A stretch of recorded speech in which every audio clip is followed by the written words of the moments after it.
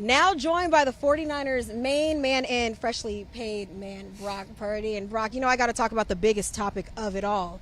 And that's that you're a new father. So congratulations on fatherhood. Baby girl named Millie, right? Yep, that's right. How has fatherhood maybe changed you and maybe opened up your eyes to see things differently? Man, I think just a little different perspective on what matters. I could have a good, bad day at work. Doesn't matter. I get to come home and hold my little baby girl, my wife, and have our little family that's growing. So just being thankful more than anything. And you're not the only new father on the team because your running back, Christian McCaffrey, also a new dad. Your baby girls, they're days apart, just about. But do you guys ever catch yourselves on the field, maybe having talk about fatherhood, babies, milestones? Yeah, all the time. We're always talking just little things like, hey, did she take a nap on your chest today? Or, is she looking around now? I feel like we're living almost the same life off the field with our baby girls. But it's been cool, man. Obviously going through the same kind of situation with our life right now, but then you step on the field, we're competing and back to football, so it's been a fun time for us. Okay, and so what's worse, sleepless nights with a newborn or recovery days in season?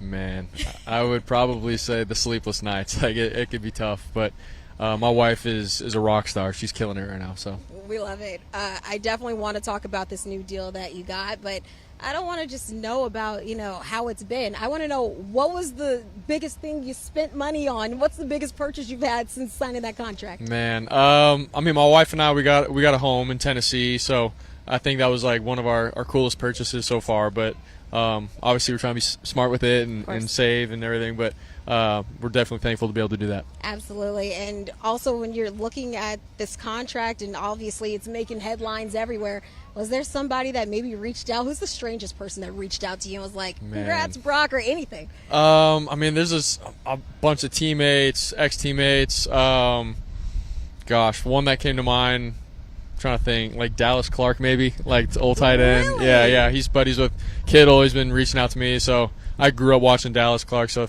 he texted me. That was a random one. That's a really cool one, actually. Yeah. That's a cool name drop, too. Yep. So when we're looking at this 49ers offseason, obviously, years prior, you guys are playing at least into January, making your way into February, but this season was a lot different, the one that you're coming off of. Maybe you guys had a little bit more time to prepare for this season. How was the offseason for you in terms of you're not playing through February? Obviously, you'd want to, but what was it like for you with the extra extended time? Yeah, it was different for sure. My first two seasons, we go all the way to the NFC Championship, Super Bowl last year. Obviously, we didn't make it, but so just adjusting to that, having an early offseason to recover, and at the end of the year I had a little elbow injury as well, so just to rest and recover from that.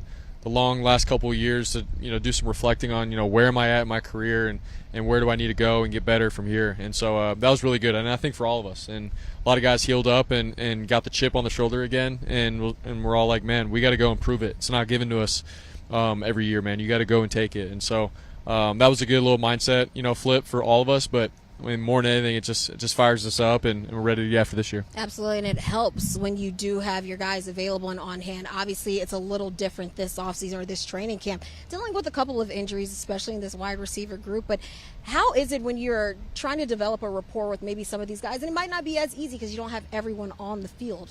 Yeah, obviously as a quarterback, what matters most is, off-season, OTAs, camp, getting the routes on air, competing against the defense with the guys that obviously you're going to be throwing the ball to in season. So it can be frustrating, when guys are dealing with, little injuries and things like that. But, for me, I just try to go out there every single day, do my job, what Kyle and Kubak and Lombardi are asking of me for, getting to my answer within every play. But obviously I would love to have my guys out there, but, some guys are dealing with certain things. Yeah. You talk about Klay Kubak, now the offensive coordinator.